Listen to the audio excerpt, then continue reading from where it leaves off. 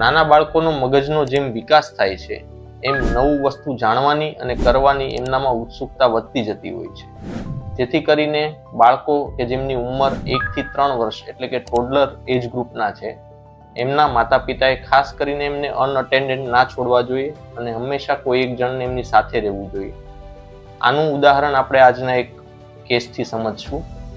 એક અંદાજે 10 મહિનાના બાળકે કોઈ એક મેટલની વસ્તુમાં આ રીતે પોતાનો અંગૂઠો ફસાવ્યો હતો, જે પછીથી અંગૂઠાના આગળના ભાગમાં સોજો વધવાથી એ નીકળી ન શકતા એમણે અમારી હોસ્પિટલનો સંપર્ક કર્યો હતો.